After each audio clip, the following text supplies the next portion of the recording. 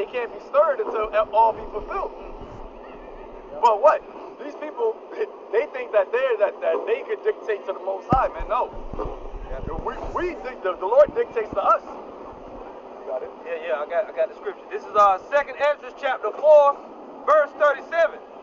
By measure hath he measured the times, and by number hath he numbered the times, and he does not move, nor stir them into the said measure be fulfilled. Yeah, that's right, man. And that's why we got to move according to prophecy. That's why we always say, hey, the World War III is going to come, but it can't come until what? The prophecy of the Quran will come out first. That's it. Because that's the prophecy. Every time is predicated on prophecy, man. If I may say, this week you had a guy named Chuck Town's Finest asking why do we harp so much on the mark? Well, we just read it. That's part of it right there, because prophecy has to move according to how the Most High has it.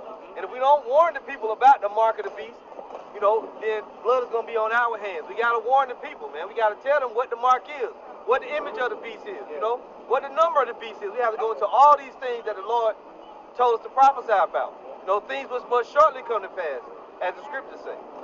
Yeah. Say something about the mark, right? Yep. And one thing a lot of people that they don't want to really deal with that charagma about is they think why something so small, you know, the Lord will seal your salvation over something so small. But that's not the case. See, when you go back into the scriptures, like we had the elder always bring out, it goes back into the cutting of the flesh. And when all covenants were sealed through like Israel was circumcised 8 days. You even had Gad, they did the blood pact covenant, right? Anytime you penetrate or break into the flesh, that was a covenant or a deal made with the Most High and his people. When you even on the left-hand side dealing with gangs, right? They would like put you in the bloods and crips by what? An ass whooping or a beat down, or you got to go beat somebody up or kill somebody. The shedding of the blood or the cutting of the flesh, that's how all deals and how all covenants was made. But a lot of people think like, oh, and you know, you have Bakwash with the chip on his hand, because in their mind, why would the Lord, it got to be something big like Christianity or something like that. But the Lord is taking something, the cutting or the sealing of the flesh to seal your faith, because that was always done back in the covenant.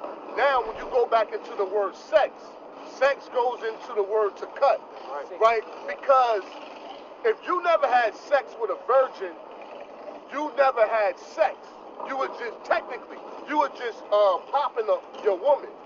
But if you have sex with a woman that's a virgin, you only had sex with her one time, and that's when you actually break her hymen. Because what? You cutting into the flesh, and that's when she becomes your woman. And what? She bleeds. The hymen break and she bleeds, and that's the covenant seal with you. Now what Esau's trying to do is, he's trying to penetrate the Lord's virgin, which is what? The 144,000, the elect. He's trying to cut into the flesh. Get that, I present you as king's virgins. Was that in Corinthians?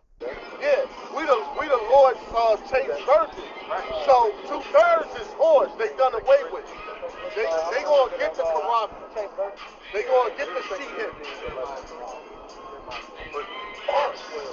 I got another precept for you. Come, bring him out. They gonna get the Karagma. No, I'm just gonna say the Most High is married in this. I got the brother looking that up. So we are the Lord's bride. You got it. Yeah, and when Esau tries to penetrate the flesh and rape the grape, I'm gonna say grape because of the YouTube. He tried to grape the Lord's virgin. We gonna scream out.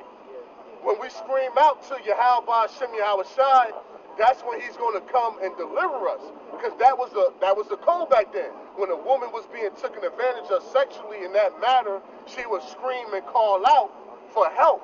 And that's what we're going to do. We're going to cry unto Yahweh Shem Yahweh Shai, and that's when he's going to come and deliver us. But the whole cutting and the sealing of the flesh, that was old custom from day one. And the scriptures also say, I think Hebrews 10, there's no redemption without bloodshed. You know? So, but people were so simple-minded that they looking at something, hey, the Lord deals with the underdog. He deals with surprises. They looking at how something so small could be so destructive. Look at nuclear weapons. That's a splitting of an atom. But that shit will wipe out the whole earth. If it be the Lord's will, and let so many of them go, but we know the earth continues forever.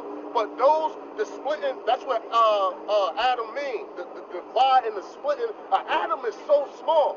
And nuclear weapons and nuclear capability is something so small that can wipe out the whole earth. And the same thing with the M.O.T.B, the mark of the beast. It's something so small, a little pinch. It don't hurt that bad, but it'll seal your whole fate for salvation. And that's